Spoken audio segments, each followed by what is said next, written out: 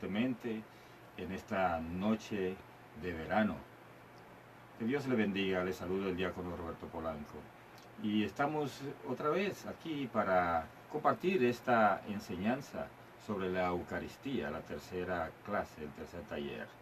Hoy vamos a hablar sobre la Eucaristía en los padres de la Iglesia, los reformadores, los concilios y los papas.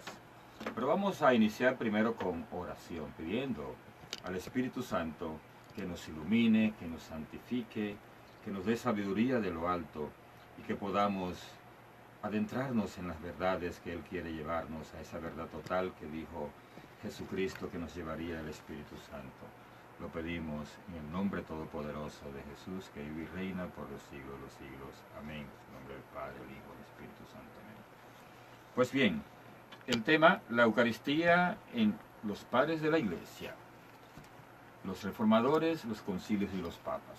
¿Y quiénes son los padres de la Iglesia? Los padres de la Iglesia son esas personas que eran directos de los discípulos o de los apóstoles, o sea, que fueron sucesores directos de los apóstoles y que ellos escribieron sobre diferentes temas y fueron fundamentando nuestra doctrina de la Iglesia Católica.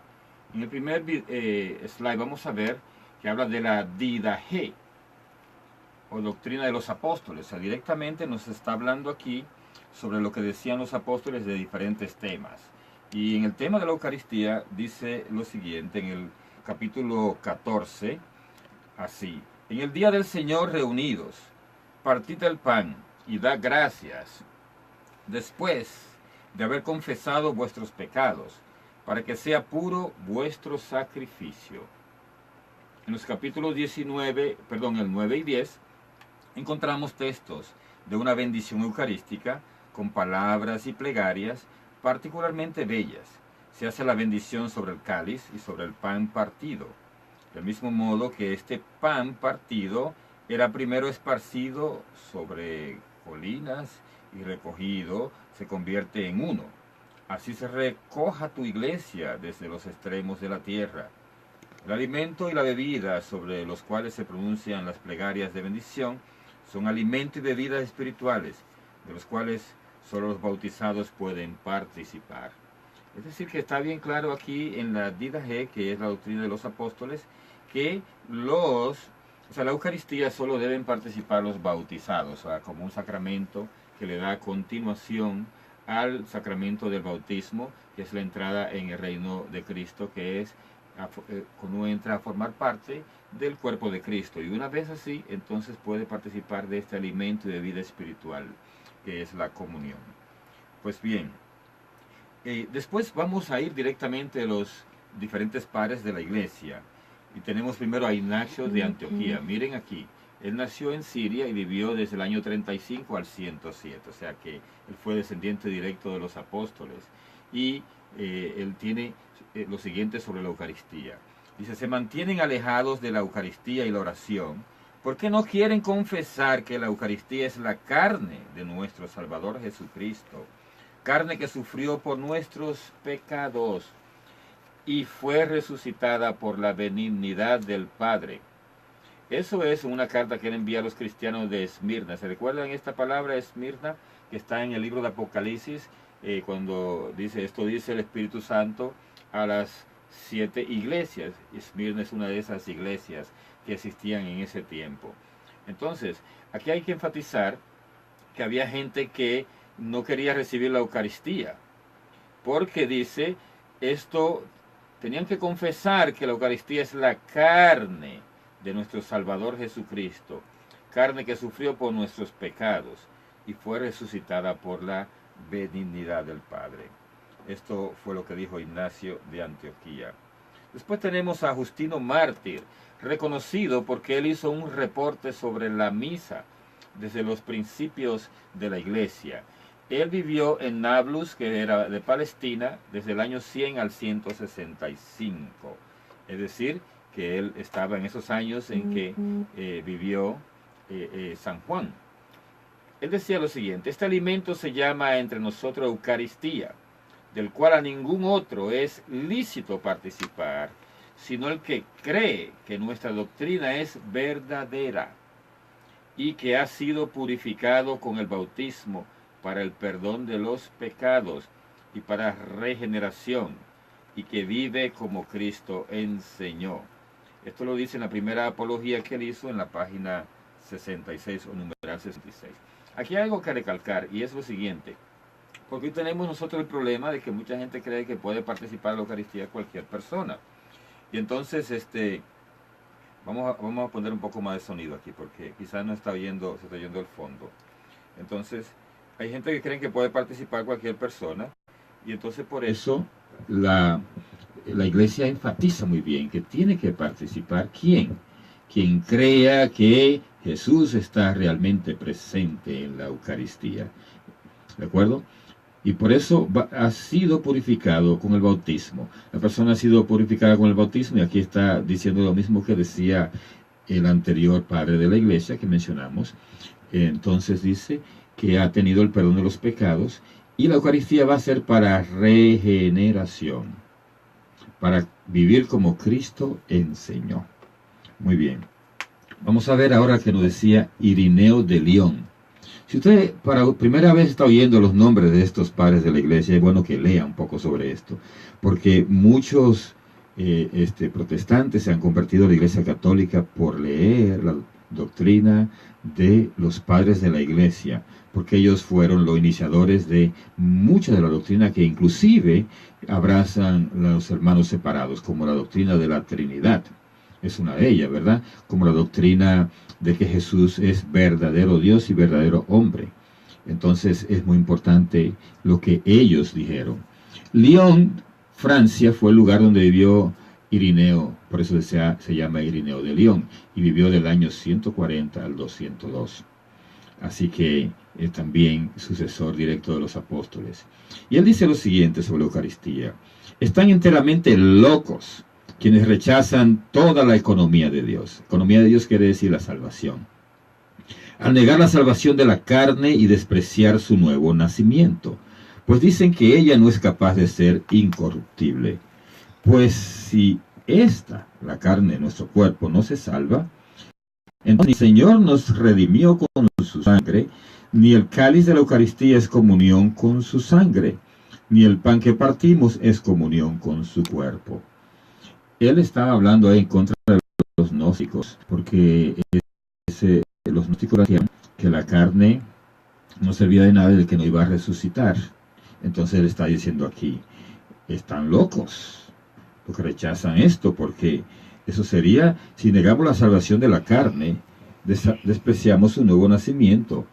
Y entonces, si la carne no llegará a ser incorruptible, que es en la eternidad, ¿verdad? Cuando Jesús nos resucite, entonces nuestro cuerpo no se salva.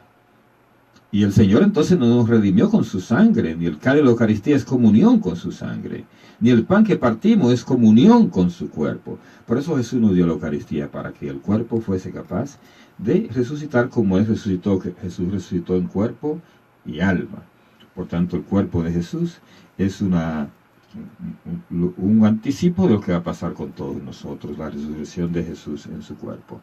Tenemos también a Clemente de Alejandría, oriundo de Grecia, años 150 al 215. Clemente de Alejandría, en una homilía suya sobre Marcos 10, 17 al 31, nos presenta a Jesús diciéndonos: yo te regeneré, yo te mostraré la faz de Dios, el Padre bueno. Yo soy tu alimentador, que me he dado a mí mismo en pan, del cual quien lo gustare no experimentará ya la muerte. Y me ha dado a diario en bebida de inmortalidad.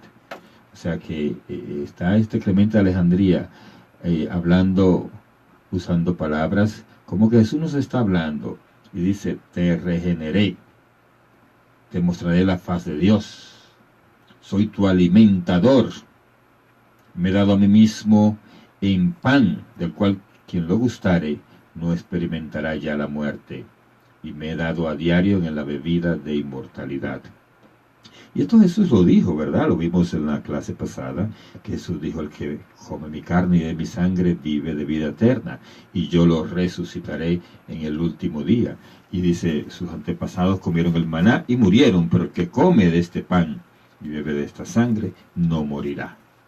O sea que Jesús habla bien claro, y aquí está Clemente de Alejandría parafraseando a Jesús en estas palabras de Marcos 10, 17 al 31, que son similares a las palabras de Jesús en Juan 6, que es el discurso eucarístico. Bien, vamos ahora a pasar de uno de los padres de la Iglesia a un escrito que se llamaba Traditio Apostólica, o Traditio Apostólica. Y en este escrito dice lo siguiente, hablando de la creación o de la celebración de la Cena del Señor. Este documento distingue entre el pan bendito, que en griego sería eulogía, y el pan eucarístico, que en griego sería eucaristía, ¿verdad? E insiste en el cuidado con el que debe tratarse este último. Por esto me acuerdo una anécdota muy interesante. Una señora que estaba queriendo acercarse a la iglesia, y fue a un retiro y todo esto, y al final ella comenzó a tener conflicto con el que era su novio, vivía en unión libre, y entonces ella aprendió sobre el pan eucarístico, y ella quería recibir la Eucaristía todos los días. Entonces el novio le llegó a decir: pero tú puedes ir a comprar pan en la panadería y lo bendice y te lo come.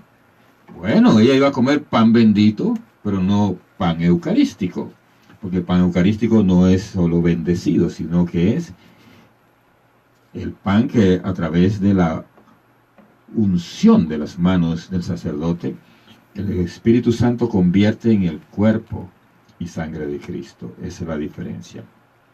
Y este documento de tradición apostólica dice lo siguiente, y lo vemos aquí: cada uno tenga cuidado de que ningún infiel guste de la Eucaristía, ni algún ratón u otro animal, porque es el cuerpo de Cristo que ha de ser comido por los fieles y no debe menospreciarse. Oye, qué bien, que tenga cuidado de que ningún infiel guste de la Eucaristía. O sea, una persona que no esté lista no debe consumir, eso es lo que nos está diciendo. Entonces, dice el cuerpo de Cristo que ha de ser comido por los fieles y no debe menospreciarse, ¿verdad? Esta es la palabra. Entonces, vamos a ver lo que nos dice a nosotros Cipriano de Cartago. Bien, como dice acá, de Cartago, que es el norte de África, de donde vivió también en esa zona San Agustín, ¿verdad? Entonces, o Cartago, en África. El año 258 vivió este Cipriano. Y Cipriano, comentando la oración del Señor, el Padre Nuestro, enseña. Esto vamos a irlo mirando. Es un poco largo, ¿verdad? Pero él enseña esto, muy importante, lo que él está enseñando aquí. Porque Cristo es el pan de los que tocamos su cuerpo. Y ese pan es el que pedimos que se nos dé cada día. No sea que los que estamos en Cristo y recibimos cada día su Eucaristía como alimento de salvación, cuando por presentarse algún pecado más grave, absteniéndonos y no comulgando, nos apartemos de recibir el pan celestial, nos separemos del cuerpo de Cristo, según su palabra: yo soy el pan de vida. Cuando dice que vive eternamente el que come de su pan, del mismo modo que es claro que viven los que tocan su cuerpo y reciben la Eucaristía por su derecho de comunión, así por el contrario hay que temer y pedir, no sea que al separarse del cuerpo de Cristo, no comulgando, quede separado de la salvación. Y por eso pedimos que cada día se nos dé nuestro pan, es decir, Cristo, para que quienes permanecemos y vivimos en Cristo no nos apartemos de su santificación y de su cuerpo. Así que, mis hermanos, es muy importante cuando usted reza el Padre Nuestro y diga: danos hoy nuestro pan de cada día, piense en la Eucaristía, porque no estamos pidiendo solo el pan que alimenta nuestro cuerpo, sino también estamos pidiéndole al Señor el pan que alimenta nuestra alma. Y entonces, no solo lo pida en el Padre Nuestro, sino también que usted aproveche la oportunidad de recibirlo cada día. Cipriano de Cartago también dijo lo siguiente: amenaza ahora una lucha más dura y feroz, a la que deben prepararse los soldados de Cristo, con una fe incorrupta y una virtud robusta, considerando que por eso beben a diario el cáliz de la sangre del Señor, para poder también ellos derramar su sangre por Cristo. Oye, qué belleza.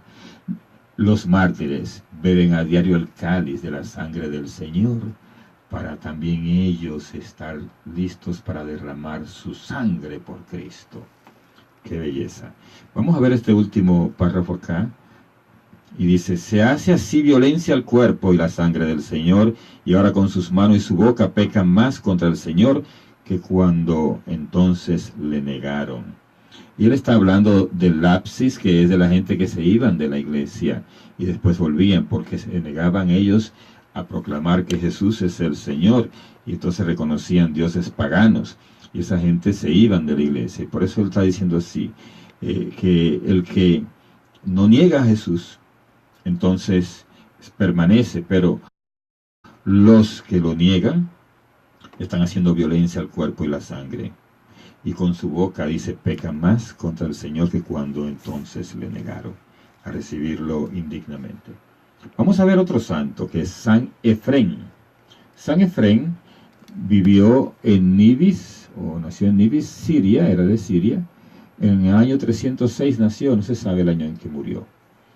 Y él dice que los sacerdotes del tiempo antiguo desearon ver tu belleza y no la vieron. Era un poeta, San Efrén. Por eso pone estos versos. Los sacerdotes del tiempo medio odiaron tu belleza y la rechazaron.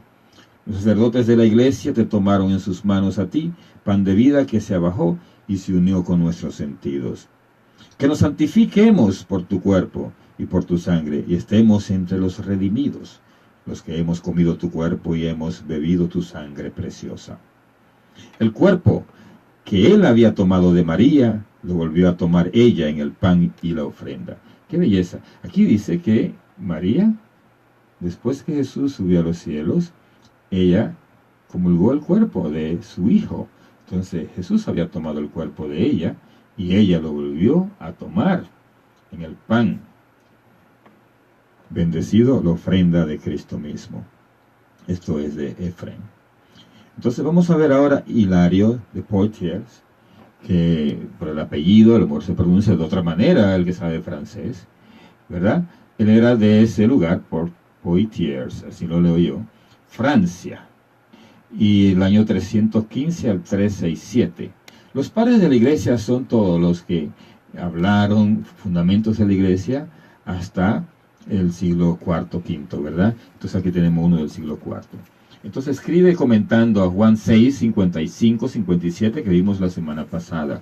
Y él dice lo siguiente: sobre la verdad de la carne y de la sangre no nos queda lugar a dudas, pues ahora, por la profesión del Señor y por nuestra fe, es verdaderamente carne y verdaderamente sangre.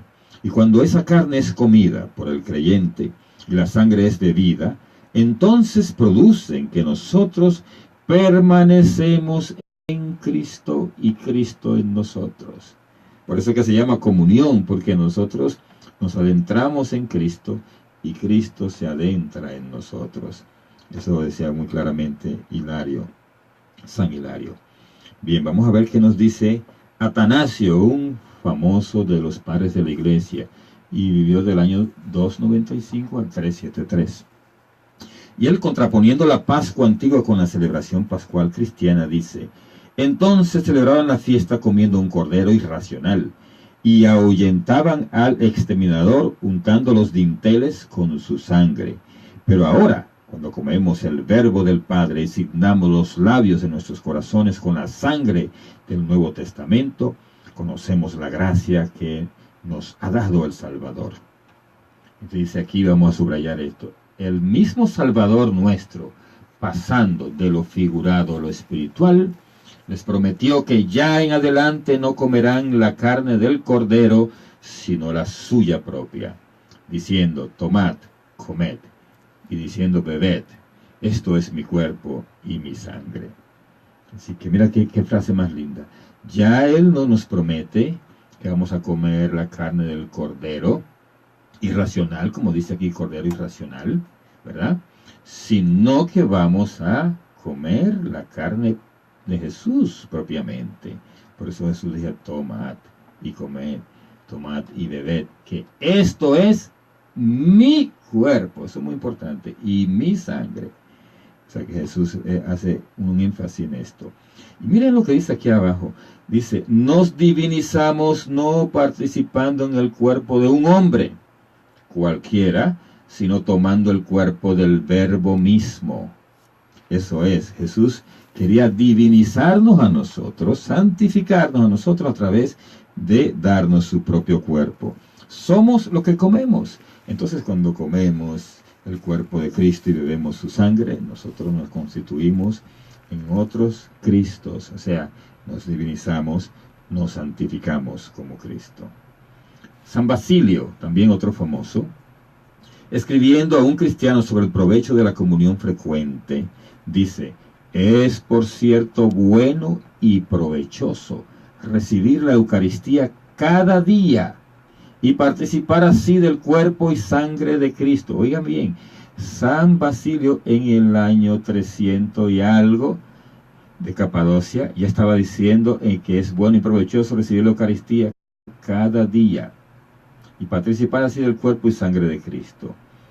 Porque dice él con toda claridad, el que come mi carne y bebe mi sangre tiene vida eterna. ¿Y quién puede dudar que participar frecuentemente de la vida es lo mismo que tener vida en abundancia?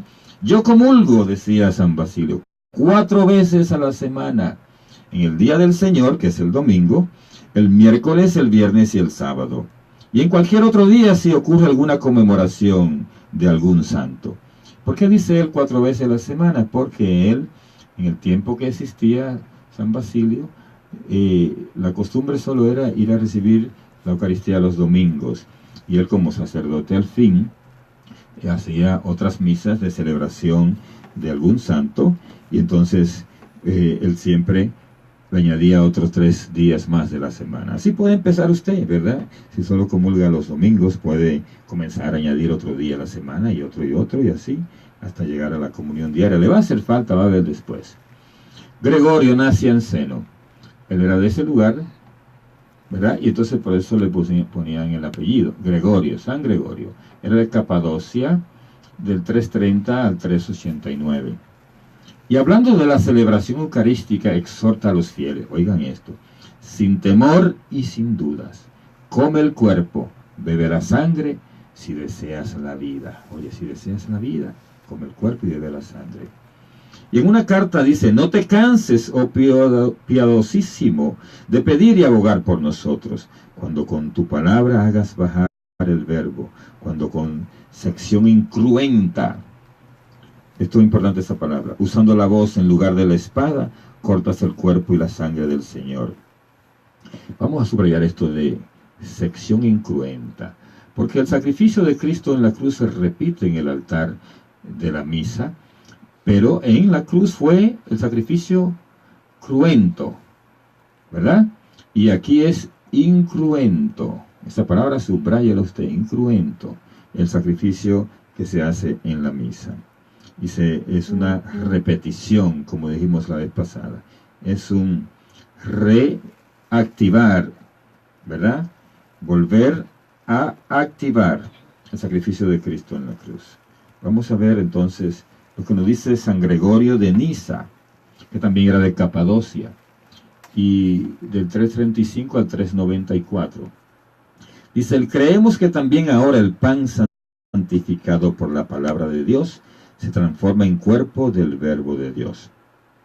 Y en otro lugar él afirma lo siguiente, el pan al principio es común, pero cuando lo consagró el misterio, se llama y se hace cuerpo de Cristo. Cuerpo de Cristo. También afirma que Cristo se ofreció en sacrificio, ya antes del Calvario. Y dice, ¿se acuerdan que hablamos de eso? Que Jesús se ofreció ya antes del Calvario. ¿Cuándo fue eso? Cuando a los que estaban con él les hizo al pan y su cuerpo y a la bebida su sangre. O sea, cuando Jesús consagró el pan y el vino, y lo convirtió en su cuerpo y su sangre, y dijo después, este es mi cuerpo, esta es mi sangre. Entonces Jesús se adelantó al Calvario, ¿verdad? Hizo un doble milagro, como dijimos la vez pasada. Porque es del todo manifiesto que los hombres no pueden comer un cordero si no precede la muerte de lo que comen. Pues el que dio a los discípulos su cuerpo en comida, manifestó abiertamente que ya se había cumplido el sacrificio del cordero. ¿Se recuerdan que dijimos que Jesús hizo aquella cena el jueves para adelantarse a lo que iba a pasar el día siguiente, el viernes, que era a las 3 de la tarde cuando mataban el cordero? Y Jesús entonces murió esa misma hora, a las 3 de la tarde, para significar que él era el Cordero de Dios que quita el pecado del mundo. Bien, tenemos a San Cirilo de Jerusalén, del 315 al 386.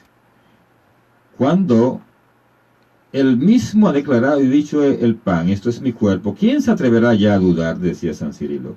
Y cuando él mismo ha asegurado y dicho, esto es mi sangre, ¿quién dudará jamás diciendo que no es su sangre?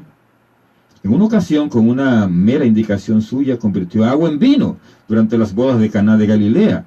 ¿Y no va a ser digno de creerse que él convierte el vino en su sangre? Mira qué importante esto, dice. Si Jesús fue capaz de convertir el agua en vino, y todos le creemos que él en Juan 2 hizo ese milagro, que fue el primer milagro por el cual dice la Escritura que los discípulos creyeron en él, entonces no va a ser él capaz, ¿verdad?, de convertir el vino en su sangre. Es Dios, él puede hacerlo todo, ¿de acuerdo?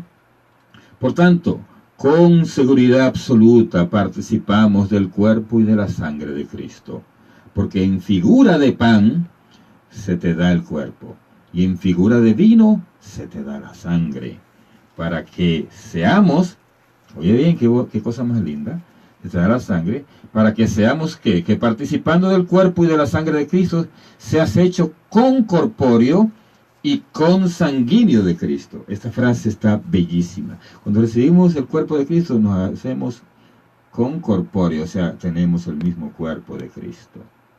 Y nos hacemos consanguíneos de Cristo, o sea, tenemos la misma sangre de Cristo circulando en nosotros. ¡Qué belleza! Porque así somos también portadores de Cristo, ¿verdad?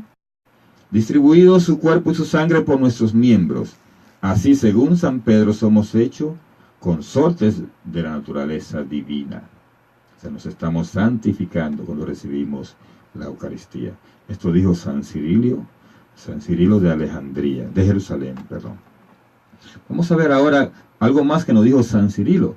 Bueno, vamos a ver esta parte que está en negrita, ¿no?, para que nos dé un poco más de tiempo. Dice aquí, asegurado de que el aparente pan no es pan, aunque lo sea para el gusto, sino cuerpo de Cristo. Y el aparente vino no es vino, aunque el gusto lo quiera, sino sangre de Cristo. Fortifica tu corazón, participando de él como de un pan espiritual, y rejuvenece la faz de tu alma. Mira qué belleza, o sea que la faz de tu alma es rejuvenecida cuando recibe la Eucaristía, cuando recibe el cuerpo y sangre de Cristo. Bello este mensaje de San Cirilo. Tenemos a Ambrosio de Milán, que fue el que a través de sus discursos logró la conversión de San Agustín, tan importante para nosotros en la Iglesia Católica. San Ambrosio existió del 339 al 397. Y él está diciendo una palabra que es muy importante.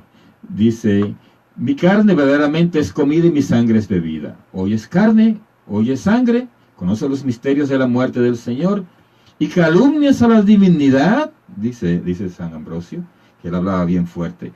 Nosotros siempre que recibimos los misterios en la celebración eucarística, que por el misterio de la sagrada plegaria se transfiguran en carne y en sangre, anunciamos la muerte del Señor.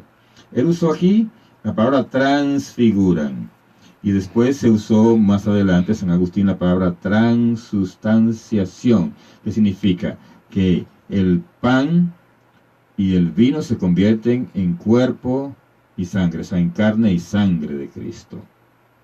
Y dice lo siguiente Ambrosio: Cristo es alimento para mí, Cristo es bebida. La carne de nuestro Dios es comida para mí, y la sangre de Dios es bebida. Ya no espero para saciarme las cosechas anuales. Cristo se me sirve todos los días. Qué belleza. Nosotros tenemos a Cristo sirviéndonos todos los días. Eso decía San Ambrosio de Milán. Vamos a ver, hay más de San Ambrosio en la siguiente filmina, así que no vamos a detenernos en esa, sino aquí directamente en el segundo párrafo.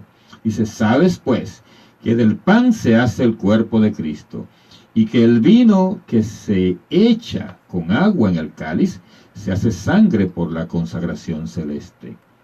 Dirás tal vez: ya no veo apariencia de sangre, pero se le asemeja, pues como recibiste el símbolo de la muerte en el bautismo, así también bebes el símbolo de la preciosa sangre, para que no tengas horror de la sangre, y sin embargo produzca su efecto el precio de la redención.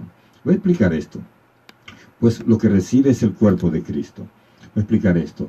Miren, qué interesante. Está diciendo San Ambrosio que la sabiduría de Dios es grande. La sabiduría de Dios es que se nos quede el sabor a vino y el sabor a pan. Porque si nosotros nos diera el sabor de carne cruda o nos diera el sabor de sangre, nosotros entonces nos vamos a horrorizar, vamos a rechazar por la manera natural de nosotros ser, ¿verdad?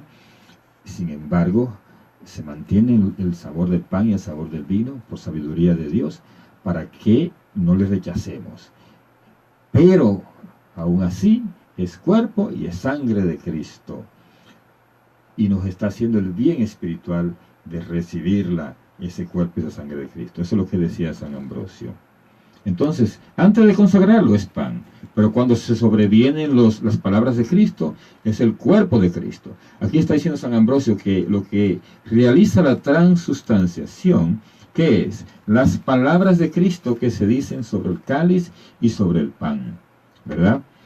¿Por qué se mezcla vino con agua? Se le echa un poquitito de agua.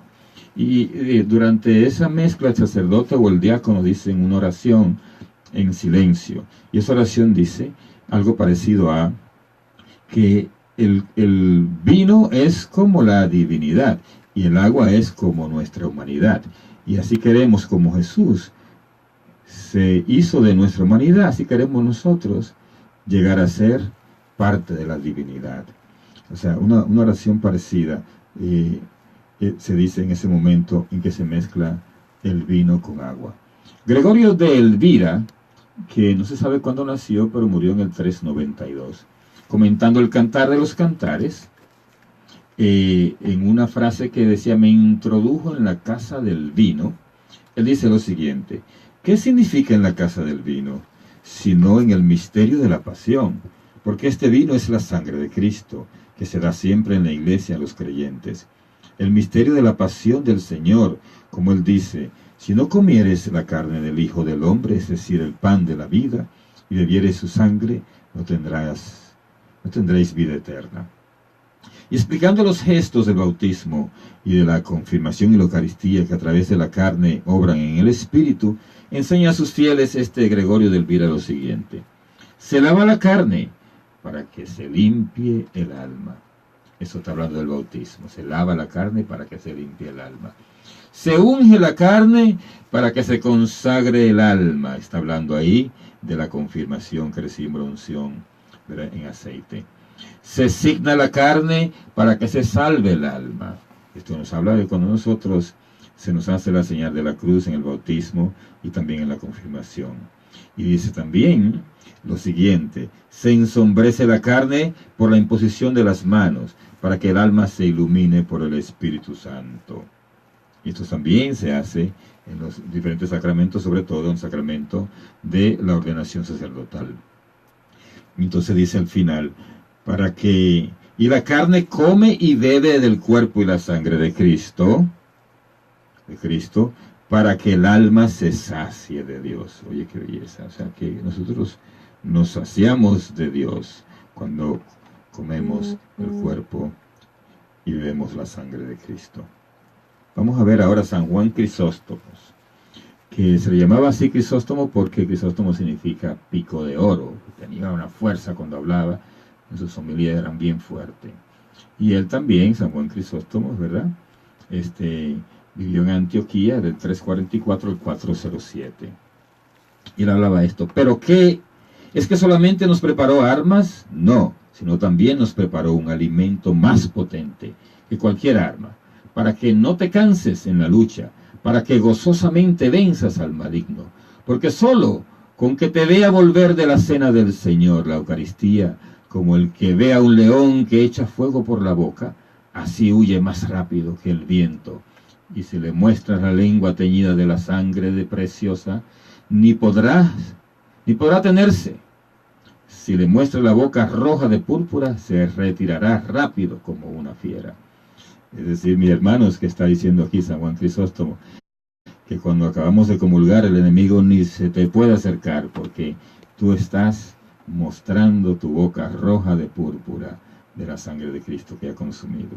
Y aquí abajo dice, ¿cuántos dicen ahora quisiera ver su forma, su figura, sus vestidos, su calzado? Pues ahí en la Eucaristía lo está viendo, lo tocas, lo comes. Tú deseas ver sus vestidos, Él se da a sí mismo, no para que lo veas, sino para que lo toques y lo comas y lo recibas dentro. Es decir, ¿cuánta gente quisiera irse a ver a Jesús o quisiera trasladarse, vamos a decir, al tiempo de Jesús, ¿verdad? Para estar con Él allí. O cuánta gente hacen viajes a Jerusalén porque quieren ir a ver la tumba de Jesús, el lugar donde Jesús fue crucificado, donde nació y todo esto. Como lo dijo un sacerdote una vez, una señora que estaba lamentando que no tenía dinero para ir a Jerusalén a ver todo esto. Y el padre le dijo, pues si usted lo tienes todos los días aquí en la Eucaristía, solo tiene que venir y aquí está. Es el mismo Jesús. Allá a lo mejor ni lo encuentre, pero aquí lo va a tener. Entonces es muy importante. Es lo que nos está diciendo aquí San Juan Crisóstomo, ¿verdad? Que en la Eucaristía lo estamos viendo, lo estamos tocando y se nos está dando como comida también. Algo más de San Juan Crisóstomo es esto. No es el hombre quien hace que las cosas ofrecidas, pan y vino, se conviertan en cuerpo y sangre de Cristo, sino Cristo mismo que fue crucificado por nosotros. El sacerdote, figura de Cristo, pronuncia estas palabras, pero su eficacia y su gracia provienen de Dios. Esto es mi cuerpo, dice. Esta palabra transforma las cosas ofrecidas. Es decir, que no importa quién sea el sacerdote, lo que sea, la forma que él sea, etcétera, no es por el sacerdote, por los méritos del sacerdote que se transforman el pan y el vino en cuerpo y sangre de Cristo. Es porque el sacerdote, figura de Cristo, pronuncia las palabras que Cristo pronunció y ahí se produce la transformación de lo que se ha ofrecido. Vamos a ver lo que dice más abajo aquí. Quise hacerme hermano vuestro, por vosotros participé de carne y sangre. De nuevo os doy la misma carne y sangre por las que llegué a ser pariente vuestro. Qué belleza esa frase. Quise hacer hermano vuestro. Y Jesús se hace más hermano nuestro todavía a través de recibir nosotros el cuerpo y sangre. O nosotros nos hacemos más hermanos de Jesús. Cromacio de Aquileia. Vamos a ver solo porque el tiempo se va. Dice aquí lo siguiente. El que nuestro Señor y Salvador fuera puesto en el pesebre significa que sería alimento de los creyentes, porque el pesebre es a donde van los animales a comer. Pues, como nosotros somos también animales racionales, tenemos un pesebre celestial a donde vamos. Nuestro pesebre es el altar de Cristo, al que vamos todos los días para comer del cuerpo de Cristo, el alimento de salvación. Y aquí quiero decir algo interesante, y es, miren, Dios hace que todas las cosas coincidan. Dios hizo que Jesús naciera en Belén, que significa la ciudad del panadero, porque Jesús era el pan de vida que se nos iba a ofrecer.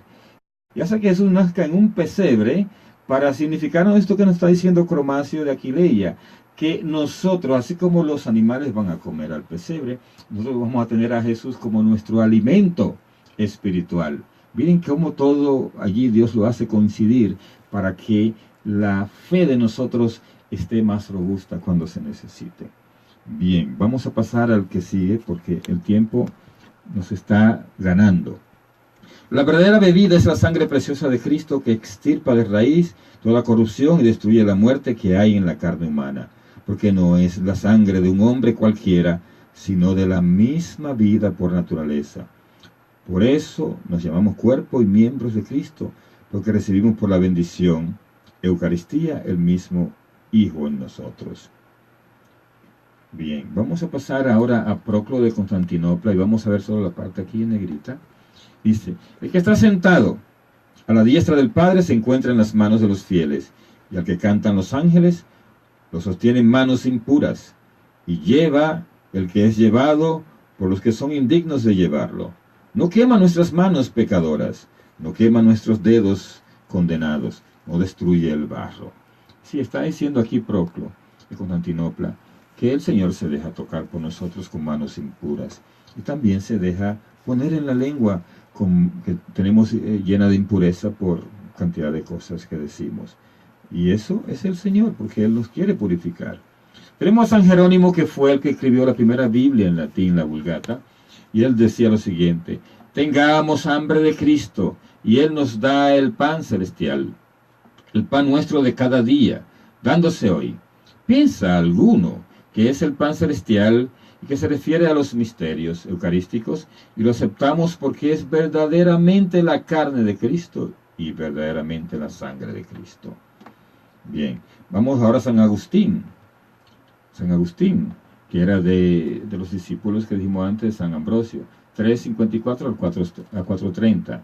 Y dice San Agustín lo siguiente: me vuelvo a Cristo porque Él es a quien busco aquí, y encuentro que sin caer en impiedad se adora la tierra, y sin impiedad se adora el escabel de sus pies, porque Él tomó la tierra de la tierra, puesto que la carne viene de la tierra, y tomó carne de la carne de María, y porque en la misma carne caminó aquí, y la misma carne nos dio a comer para la salvación.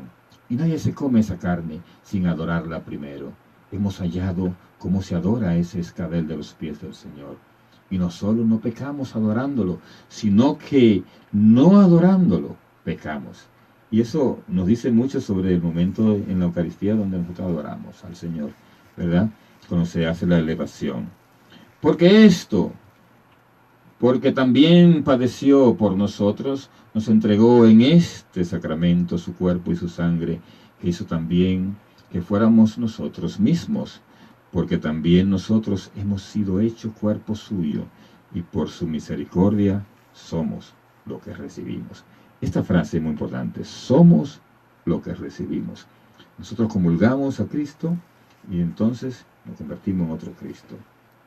Tenemos a León Magno, un papa, que decía: ¿en qué tinieblas de ignorancia, en qué letargo de desidia han yacido hasta ahora, que ni han oído ni han leído lo que está en boca de todos en la iglesia de Dios, con tal unanimidad que ni las lenguas de los niños callan la verdad del cuerpo y la sangre de Cristo, en el sacramento de la comunión?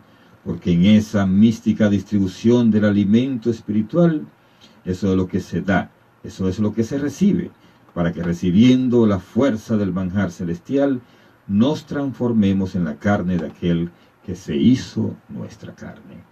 Muy bien. Bueno, yo voy ahora a pasar algunas firminas para que nosotros podamos llegar a un punto, porque se nos va el tiempo, a un punto. Tenemos otros padres de la iglesia como Eusebio Galicano, tenemos también a Gregorio Magno, y tenemos después a Isidoro de Sevilla y San Juan Damasceno. El que quiera recibir esto slide, yo lo voy a publicar en SlideShare, y voy a mandar el link a todos para que lo puedan compartir, lo puedan leer más despacio. Miren, aquí hay unas liturgias antiguas que decía: oh Dios Padre, esta es la hostia viva, la hostia salvadora, por la que fue reconciliado el mundo contigo. Este es aquel cuerpo que pendió en la cruz. Esta es también la sangre que manó del sagrado costado. Esta es la hostia que pendió del leño. Esta es la carne que resucitó del sepulcro. O sea que eso se decía en una liturgia antigua. Y para ver, yo quería pasar rápidamente a esta parte que es muy importante. Los reformadores del siglo XVI. En el siglo XVI ustedes saben que fue la reforma protestante y surgieron todas las iglesias protestantes. Pero es interesante ver qué opinaban antes de la Reforma ciertos personajes. Tenemos, por ejemplo, en el siglo XI, surgió una respuesta a una postura no católica, y entonces hubo un tal Juan Wycliffe y Juan Hus, que ellos son los llamados precursores del protestantismo. Ellos mantuvieron la doctrina simbólica contra la cual se levantaron escritores y sínodos locales, papas y el concilio de Constanza, quienes profesaron siempre la fe en la presencia real, según lo había entendido San Pablo y los padres de la iglesia. Y yo quiero que ustedes vean a esto, una sorpresa quizá para ustedes. ¿Qué opinaba Martín Lutero, que fue el gran, vamos a decir, líder de la Reforma protestante? Miren lo que decía de la Eucaristía, miren. Martín Lutero vivió en el 1483 hasta el 1546. Y entonces, él realmente, aunque era un reformador, miren lo que decía sobre la Eucaristía. Que el vino permanezca en el sacramento después de la consagración no me interesa, pues me basta saber que la sangre de Cristo está allí. Que con el vino suceda lo que Dios quiera. Y antes de sostener con los visionarios que allí solo hay vino, prefiero unirme al Papa y pensar que allí solo hay sangre. Oiga, qué tremenda frase de Martín Lutero. Y claro que los protestantes hoy, que son seguidores de Lutero, parece que no vieran este escrito de Lutero, porque no piensan de la misma manera. Y miren otra frase de Lutero aquí, que la tengo negrita. Con esta palabra de Cristo puedes fortalecer tu conciencia y decir, si 100.000 demonios juntos, con todos los fanáticos, se lanzasen contra mí gritando, ¿cómo pueden el pan y el vino ser el santo cuerpo y sangre de Cristo? Etcétera. Yo sé que todos los espíritus y doctores juntos no son más sabios que la divina majestad con su dedo meñique. Oiga que está diciendo Lutero ahí bien fuerte. Dice que él cree en lo que dice la Escritura. Y al final dice, porque lo que dicen los sabios de Cristo, por eso así son las cosas, ya que él jamás puede mentir o engañar. Es decir que Lutero estaba bien claro en la presencia de la Eucaristía. Vamos a ver lo que dice, sigue diciendo Lutero.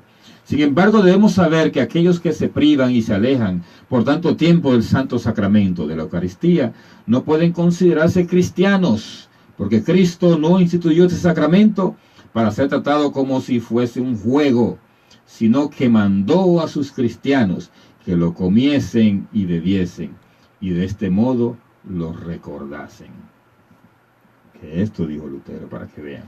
Y miren más abajo aquí. Porque si puedo creer que Cristo resucitó de entre los muertos y que pasó a través de la piedra a la entrada de la tumba sin dejar un agujero, y si puedo creer que atravesó puertas cerradas sin romper o estropear nada, de tal manera que la madera y su cuerpo ocupaban el mismo, y sin embargo verdadera carne y sangre estaban allí. Si puedo creer todo esto, también estoy listo para creer que el cuerpo y la sangre de Cristo están presentes en el pan. Eso lo dijo Lutero, para que vean. Bueno, Lutero estaba claro sobre la presencia de Cristo en la Eucaristía, pero es una lástima, ¿verdad?, que muchos protestantes hoy, que son seguidores de Lutero, esta parte parece que lo olvidaron, se lo perdió el libro, se perdió la página, y no pueden ellos saber esto, no sé por qué. Y opinan lo contrario. Pero ¿por qué pasó esto? Porque hubo alguien más después de Lutero que tuvo una opinión diferente y cambió todo, y por ahí vino todo este error. Vamos a ver, y estos fueron Calvino y otros más. Calvino, que fue otro reformador, 1509-1564, él dijo: confesamos unánimemente que al recibir en fe el sacramento según el mandato del Señor, somos hechos verdaderamente partícipes de la propia sustancia del cuerpo y de la sangre de Jesucristo.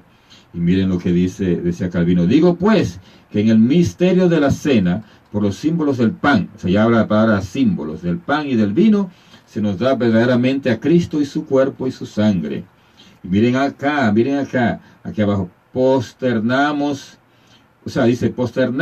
ante el pan de la cena y adorar allí a Jesucristo como si allí estuviera contenido, es hacer un ídolo en vez de un sacramento. O sea, ya Calvino andaba por otra línea.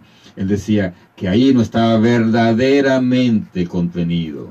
Entonces eso es lo que él decía. Lo que él quiere decir, la diferencia es bien sutil, porque es lo que decía, cuando reciben la cena del Señor, el pan y el vino, Jesús se nos está dando, pero se nos está dando como espiritualmente, como decir, el pan y el vino, al conmemorar lo que Jesús quiso, Jesús está allí presente, pero exteriormente al pan y el vino, no dentro de ellos.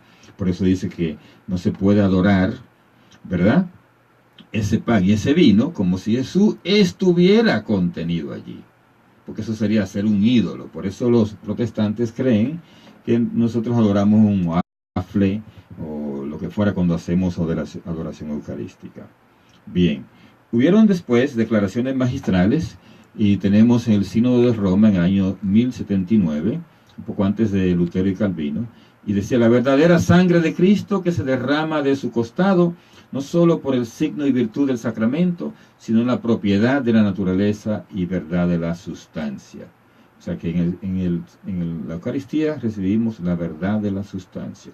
Y más abajo, el Papa Clemente VIII, tenemos una figura de él aquí, el Papa Clemente VIII decía lo siguiente: que ciertamente bajo las especies del pan y del vino, después de las santas palabras proferidas por la boca del sacerdote, según el rito de la Iglesia, hay en verdad, realmente y esencialmente, el cuerpo y la sangre de nuestro Señor Jesucristo, aunque su localización se encuentra en el cielo. O sea, los protestantes o todos los testigos de Jehová dicen: ¿cómo es posible que Jesús esté ahí si Él está en el cielo? Claro, Jesús está en el cielo, sí, cierto, pero es Dios, y Dios puede estar en todas las partes. Entonces Él quiso estar, y por eso lo dijo cuando se fue: yo estaré con ustedes todos los días de este mundo. ¿Cómo Jesús iba a estar con nosotros todos los días? A través de su presencia eucarística. Bien, solo nos quedan 5 minutos. Vamos a ver lo que nos dijo el Concilio de Trento. Pues no hay en efecto repugnancia en que el mismo Cristo, nuestro Salvador, esté siempre sentado en el cielo a la diestra del Padre, según el modo natural de existir, y que al mismo tiempo nos asista sacramentalmente con su presencia y en su propia sustancia en otros muchos lugares, con tal modo de existir, que aunque apenas lo podemos declarar con palabras, podemos no obstante alcanzar con nuestro pensamiento ilustrado por la fe, que es posible a Dios, y debemos firmísimamente creerlo. O sea, Dios hace posible que Jesús esté en el cielo y que esté en la Eucaristía, porque es Dios. Vamos a ver qué nos decía Pablo VI.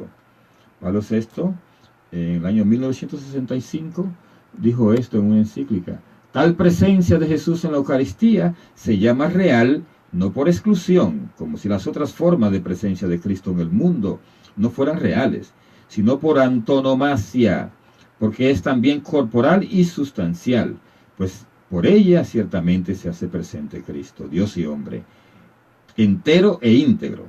Falsamente explicaría esta manera de presencia quien se imaginara una naturaleza, como dicen, neumática y omnipresente, o la redujera a los límites de un simbolismo, como si este augustísimo sacramento no consistiera sino tan solo en un signo eficaz de la presencia espiritual de Cristo y de su íntima unión con los fieles del cuerpo místico.